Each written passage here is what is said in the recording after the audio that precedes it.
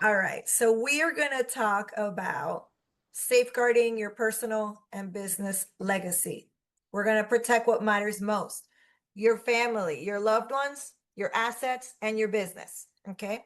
If anybody's not muted, can you please go ahead and mute yourself? Because I know most of us are home, me included. So things happen because it's 6:30 or past 6:30.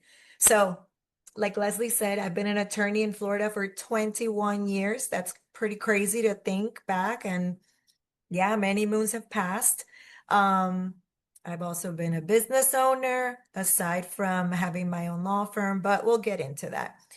Um, and I promise I absolutely hate legalese, legal language. So I try to speak plain English or plain Spanish, depending on the audience. I'm not going to try to impress you with the complicated legal terms. What I do is I break it down so that you understand. And I want you to know there's no dumb question. I want you to feel really comfortable and be able to ask anything that you want. You can ask me directly if it's an embarrassing question to you, or you can ask everyone. Okay, and I'm really happy to help you. So today, what are we going to talk about?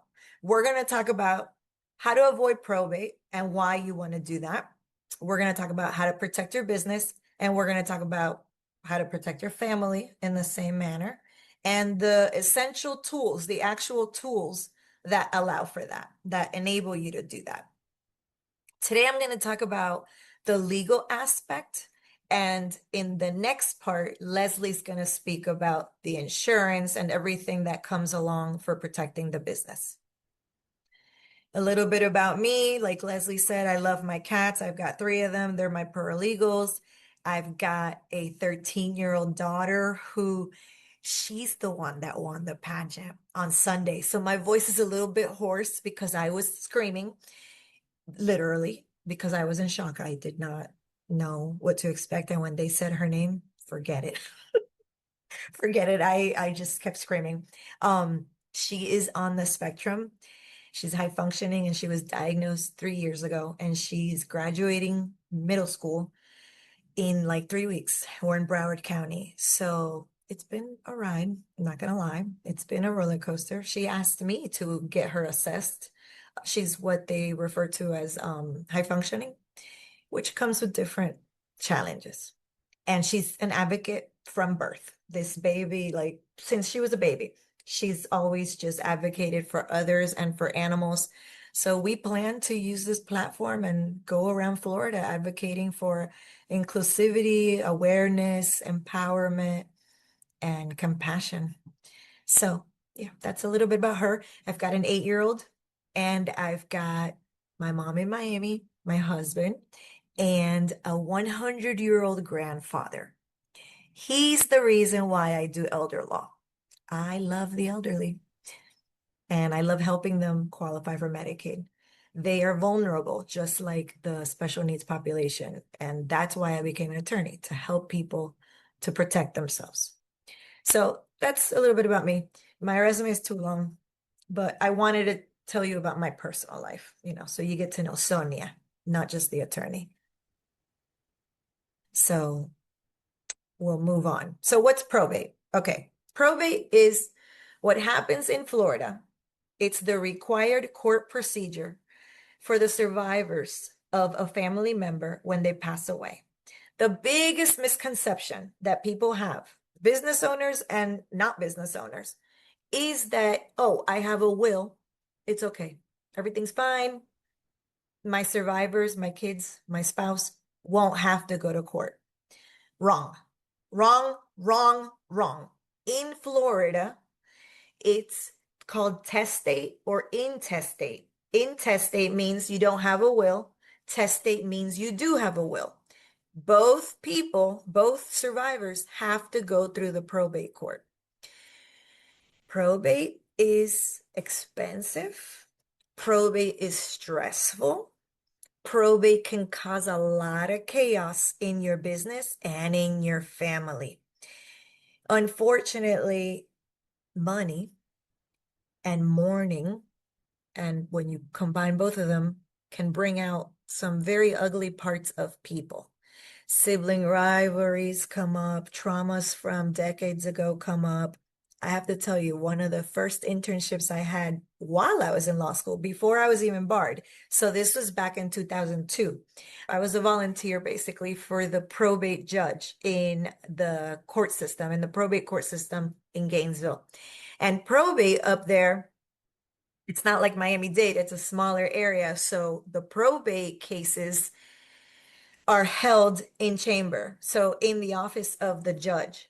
You would think people behave better when they are near the judge. No, no. Some of the cases I witnessed and was sitting beside these people were worse than episodes of Jerry Springer. And I might be aging myself, but I know somebody in here has seen Jerry Springer.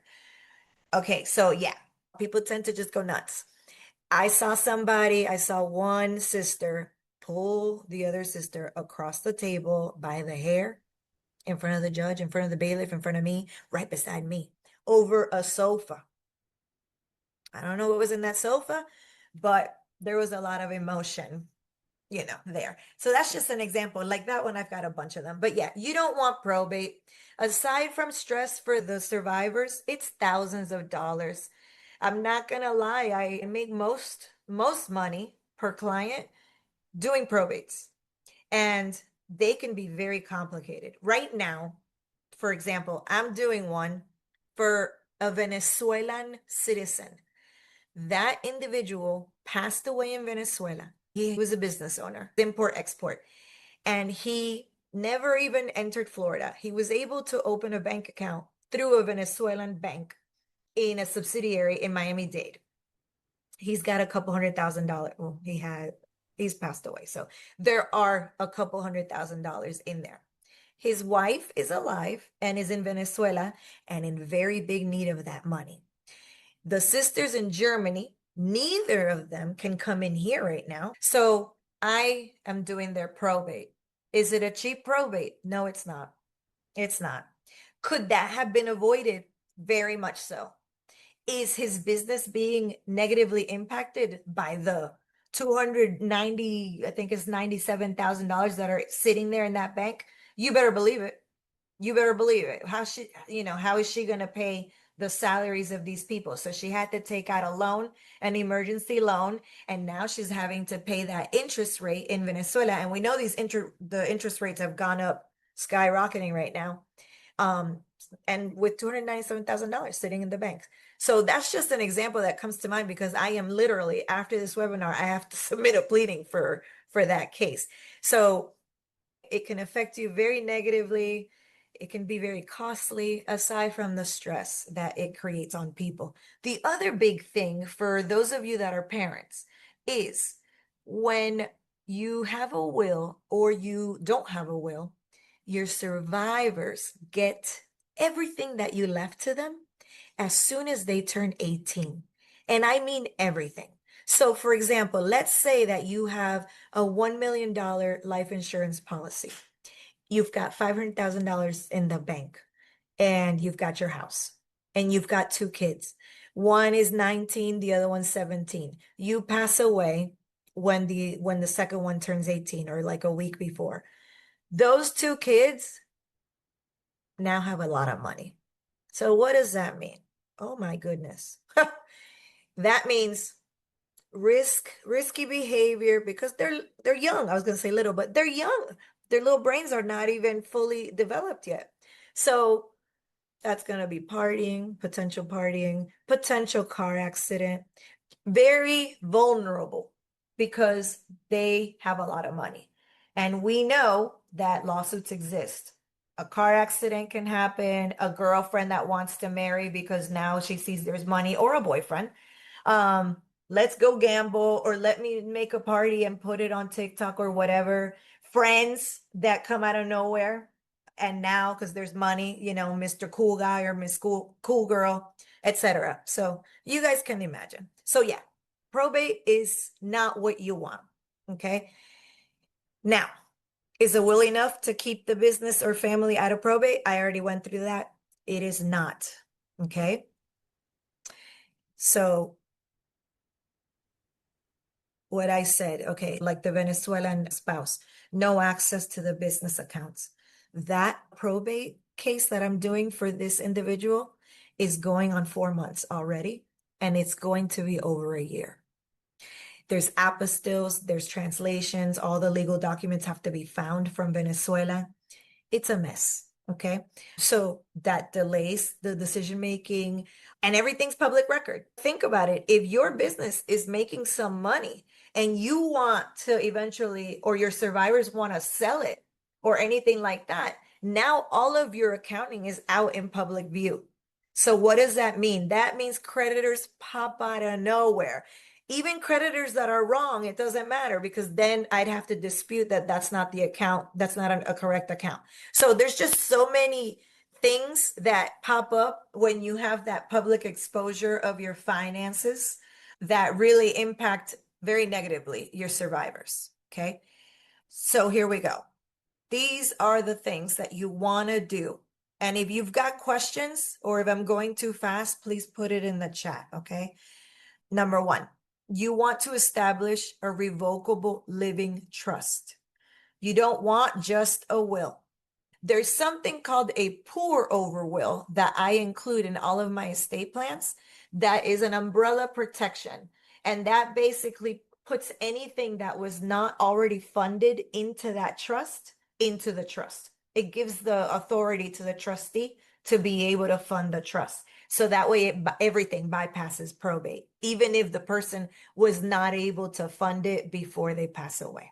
So that's a pour over will. That's a term that people kind of confuse with the last will and testament. The last will and testament is just the regular will. Pour over will is something that's used in addition to a revocable trust. Now, another term that people confuse: revocable versus irrevocable trust. A revocable trust is the most commonly used legal tool. The main reason for using the revocable trust is to bypass probate. It's also to be able to protect your children. It's to protect your children from, if they're younger, you want to protect them from having that amount of money as a rainfall. If they're older, you want to protect them from potential divorces. You want to protect them from potential addictions, risky behavior, creditors, bankruptcies. If they're licensed and they're vulnerable to being sued, you can also protect them from that. So a trust is something that parents can use to protect their children even when they're adults, to protect them from themselves and to protect them from a lot of things. So you can protect even after you've passed away. So it's a very good thing. And then, of course, the business would be protected as well. I'll go into the business now. So the tools for the business are the trust, because that business would be your business interest. Let's say you have a partner, your percent of the partnership would go into the trust. If you are a solo, if you have a sole ownership, an LLC, a corporation, we would also put that interest into the revocable trust. Another tool is a buy-sell agreement. The buy-sell agreement is basically like a prenuptial agreement. If you have a partner, you use that in order to let your partner know, I want the company to be valued this way. You can have these people as partners, but not these people. Things like that. It's an agreement that you create as part of your estate plan to put limitations and expectations on your partner, on your business partner. The other thing is convert your business entity with succession plans. We'll talk about that. And then you're also going to be able to utilize transfer on death designations. So an example of that is having a bank account and doing a TOD, a transfer on death, to a beneficiary. Or if you've got a house and you've got just one child and the child is an adult over 18, you can do what's commonly called a ladybird deed, which is an enhanced life estate deed. And that way that house avoids probate and you keep the ownership. You're able to sell it. You're able to live in it. Everything remains the same. You don't lose your homestead. You don't get reassessed for your home. Everything remains the same until you pass away. And then the home would be reassessed. Okay. I kind of covered this, right? I made a probate calculator. That is how little is known about the probate cost. Probate is, I'll explain it simply. There's two types of probate in Florida. There's something called summary probate, summary administration probate, and then the other one's called formal administration probate. Summary administration probate is for when the person has passed away 2 years plus. Okay, so 2 years ago or more, or the estate is worth 75,000 or less. That does not include the house that is homestead. So if you have just the house and maybe $50,000 in your business account and maybe like $10,000 in your Roth and you don't have anything else, that would be a summary probate. Okay. Still has to go through probate if you don't have a trust, and that costs around $5,000, so that you guys know. The time that it takes depends on the county. I could tell you 3 to 8 months so that you've got an idea. Does it affect your business? You better believe it. Yes, because those accounts can't be touched until that's done. Formal administration is what I've got a probate calculator to in my website, and that cost is statutory. It's controlled by Florida statute. So it's based on how much is in the estate in total. And I'll put it in the, maybe Leslie can do that. Put it in the chat. It's Leslie, it's in my website under all resources, under probate calculator. That's something cool to play with so that you can see just how much probate could possibly be. So, All right. done with that. Okay. So I already went through this, the steps to avoid the probate, right? So you would create the revocable living trust. Joint ownership would be depending on your situation. Depends on how many children you have. It depends on whether that child is a liability or not.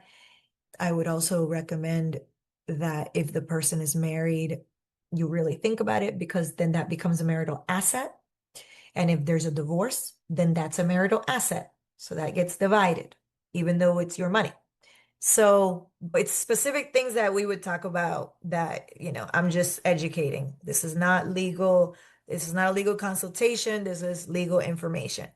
And then designated the beneficiaries, like I said, the payable on death for things like Roth IRAs, things like that. And then, of course, you can give lifetime gifts depending on your situation. If you are worried about having to qualify for Medicaid or any type, have a medical condition or are just concerned about that, there's a look back period of 5 years. So you should think about that before you do anything. And that's why it's important to talk to an estate planning attorney. So now Leslie will talk about people that she knows in real life that have had situations. Yes, and thank you, Sonia. And you guys keep the questions coming. We'll do a Q&A at the end. So there's a couple in the chat and we'll address those also. But some of you may or may not have heard this story. And this is part of the reason why I came from property and casualty insurance over to the life side and doing what I do now, is because I've seen the effects in real life and I just thought I could make more of a difference in providing or helping people where it matters to your family and your business. But this is a couple of stories that I just wanted to give in real life. Sorry. Shauna is actually one of my childhood friends growing up. We used to play, the ride bikes together, the neighborhood kid stuff that you did. And after she grew up, of course, we kind of got back in touch through Facebook. Facebook is wonderful in those things. But she was a small business owner. She owned a fitness studio. She was like one of those, you can see by her picture, like super healthy, She was a bodybuilder. She did, I don't even know, like cycling, every kind of workout that you wanted to do, she would guide you through it. And then unfortunately, her sister is the same age as me. And she reached out to me one day and let me know that her husband and her kids walked in the front room and found her unresponsive on the couch. So I never asked him what happened or how it happened, but assuming it was probably a heart attack, she might have been like too healthy, so to speak, or put too much strain on her body. So she, again, was a mother of two. She passed away at the age of 40. Her kids are very young, and she didn't have any life insurance, or she had a little policy from her husband's business through work. But as most of you know, having that little bit of coverage through a work policy is usually like 1 times your salary, and then for children or spouses, it's maybe like 10,000. It's not a lot. So that's one of the stories. And then Sonia, if you can fast forward. And then this is another friend of mine. This is Katie. Katie and I worked together in Orlando. So gosh, it's probably been like maybe 15 years ago now. She ended up getting married to Jason that you see in the picture. They had a little girl together. They moved to Georgia, and same, like she was super healthy. You know, she's a stay-at-home mom. Her husband made enough money that she could take care of her, homeschool. Like even Jason told me after she passed away, he said, you know, her daughter had never had one day out of her life, and I think she was 9 years old when she passed away, that she was not with her mom. Like they had such a good relationship together. And then she ended up getting some kind of kidney infection, and it spread really quickly. Within 3 days of being in the hospital, she was no longer alive. So it was very quick.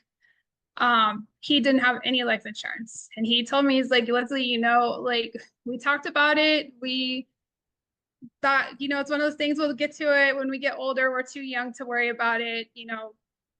And then it happened, and he had to actually sell the house that his daughter was born in, pack her up, and his family's actually from Colorado as well, and they moved all the way across the country to start over because he didn't have anybody there to take care of his daughter. He couldn't afford to have someone come and help out, so he ended up moving in with his in-laws in Colorado. So just want to tell you, like, it's Sonia, and if you want to flip that, GoFundMe is not a plan, guys. This is why I do what I do, and why I partner with people like Sonia or other professionals, because it's really important to me that we're all provided the amount of education that is not readily available out there. And I don't want to have to ever be in the position, like especially if I know you and I care about you, that I am having to have this conversation, because we just never know what life brings to us. So that's just a little bit of my background. And I think a lot of you may or may not have, well, I think most of you haven't heard those stories, but I did want to share that with you today. Thank you, Leslie. You know, I have friends, I'm in my 40s, and I homeschooled my daughter Gianna for 4 years while practicing law. So that was a lot. And I could say the same thing. My daughter had not been without me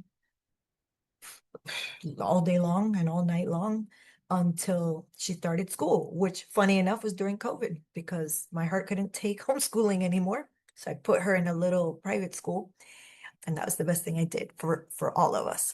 But thinking back in those days, I had friends, I had mom friends that were stay-at-home moms and that carried a ton of weight on them.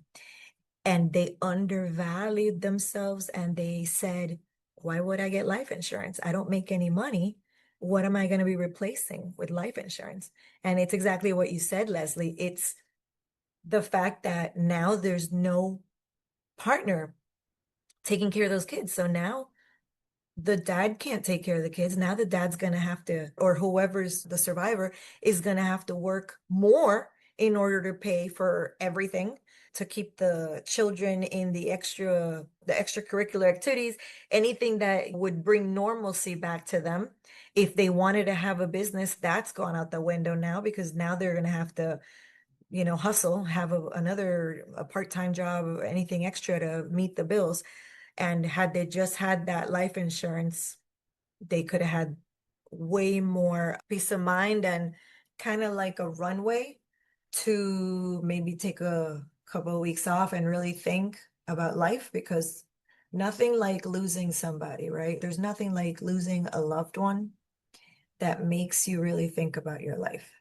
And I can tell you that because my 100-year-old grandfather was diagnosed with cancer. I kids don't know, like a week after his birthday. So that really sucks for me because he's my love. And I go see him every week. But I can tell you personally that when somebody's sick or when somebody that you adore passes away, that's when you really start thinking, wow, I need a change in my life. Am I really, you take inventory of what you're doing in your life and reassess and reposition people and jobs and priorities. So, all right, so I'll continue on. So we've talked about what the vulnerabilities are, We're superheroes in one way, but we're not. We'd like to think we are. So everything that we're building is vulnerable to us passing away, to us becoming disabled or incapacitated. It doesn't necessarily, mean dementia or anything like, or a cancer or something like that. It could just be a car accident. It could be a fall, puts you in bed and doesn't allow you to get up for a long time, or a disease. God protect us all. Or you're vulnerable to bankruptcy. We got to hustle, we got to network more, and we have to protect what we have built. And then, of course, divorce. Divorce rates are actually lower when bankruptcies are higher because, finances. Divorce can be expensive, especially when you're a business owner. All right. So we already spoke about the buy-sell agreement. Think of it as a prenuptial agreement. You're separating things out from the get-go. You're going in with peace and love mentality. But if it turns out to not be a good partnership, then there's an agreement that protects you. Okay. And then that includes the valuation method, what I spoke about earlier. How you're going to fund it is basically through life insurance. Leslie will talk more about that in part 2. And then the transfer terms. Key man agreement is basically an agreement that protects specific employees in your company. So let's say it's a larger company, a larger business. It protects you as a CEO, for example, or the CFO, basically any type of position that is a key essential employee to your company running. And then people would use the life insurance also to fund that. So those are just tools that are commonly used. Okay. And then there's also disability insurance, long-term care insurance, all of those things, which I am not licensed to speak about. I am not informed about to educate you on, but Leslie is. So Leslie will definitely educate all of us. And I'm looking forward to that in part 2. So I created a checklist that I'm actually going to email you guys so that you've got it too. That really makes you think, how protected am I really, And it's from the basics to the more comprehensive. So basically, is my business registered in Florida as an LLC or as a corporation? I hope it is. I hope it is, because that is your protection personally. That's your protection from being sued as a company. Like, let's say you've got XYZ website, right? So XYZ, you clean houses. There's a cleaning service. Okay. If you don't have an LLC and someone, an owner of a resident or a child, the child in the residence slips and falls in the kitchen that you're cleaning, that is a lawsuit, a potential lawsuit. If you do not have an LLC, that is a personal lawsuit coming your way. That can empty out your bank accounts really quick. It won't take your homestead because Florida protects the homestead, but if you've got another property under your name, if you've got anything else, and the lawyers are trained for that. That's one of the jobs I had many years ago, how to find money, how to find the money, and now I actually hide the money. So I've been on both sides. So the LLC or the corporation, when you incorporate, that is a shield that protects you from being personally liable. Okay. And there's also other things like, for example, you cannot commingle funds. That's very, very important. Once you have an LLC, you get the EIN number, you go to the bank, you bring your articles of incorporation and your letter from the IRS with your EIN number, and you open up a bank account. And you only use that bank account for anything related to the business. If you're going to loan money to the business from your personal funds, which is very common, you keep track of that. And it's even better if you have some sort of agreement where you are loaning it to the company, you sign it as yourself, it's perfectly fine. And you can even make interest off of it. So that could work out really well. So the other thing, you definitely need an operating agreement, even if you're a solo owner. The operating agreement states what you do, how you do it, when you do it, where you do it. But most importantly, it protects you when you fund your trust with your LLC or your corporation. The operating agreement goes together. It has to be in sync with the verbiage that is used in the trust in order to protect you. The business succession plan is just a fancy word to say, I have a plan, I have an estate plan, I have my business protected in case that I am incapacitated or I pass away. It's not just passing away, it's getting hit by a car or getting a gallbladder removed, and then now you're out of commission for a couple of weeks, and then you get an infection, or the freaking another organ now starts acting up, and now you've got to be in bed for a little while. If you've got your stuff in order, you can have a durable power of attorney, for example. You've got that, then you've got a trusted person that can go to the bank and get money out and pay your employees. Or if you're an online only, machine with software and automation and all this stuff, which is awesome. I love that stuff. I'm an AI nerd. You got to pay that software. Where are you going to get that money? Where's your spouse going to get that money, or your adult child, or your friend, your trusted person, if they can't get to your bank account and you can't get to the bank account? So those are just things to think about that are easily fixed having the legal documents, the legal protection. The other thing to check off is, oh yeah, everything's fine because my business is included in my estate plan. So it won't be stuck in probate. And it's protected for bankruptcy and lawsuits and creditors. Okay. If you checked all four, then you're good. If not, then you need to talk to me. Okay. And this is my last slide. This is a QR code, which I'm pretty proud of because I used Canva really quick right before the webinar. If you guys scan this with your camera, it'll take you to a page that is not in my public view that gives you my calendar and allows you to schedule a free legal consultation with me via Zoom, 30 minutes or up to 30 minutes at no cost. If you go to my website, it's $100. So you can save or $250. I honestly don't even remember, but you can save that money. That's my gift to you for your time, because I know we're all tired. Believe me, I'm drinking coffee and I'm not even going to be up too late because I'm immune to coffee these days. So, Leslie, did I miss anything? I don't think so. Well, thank you everyone for showing up. Sonia, thank you so much for all of the information. And I'm so glad again that we decided to do a part one and part two, because it would have been too much otherwise. Yes. So Yes. I will keep you guys posted for part two. And if you have ideas or other things that you want to learn about, please reach out to me, and I'm happy to find the right people if I'm not the one who specializes in it. But I appreciate y'all for joining tonight. Yes, thank you guys. Enjoy your night.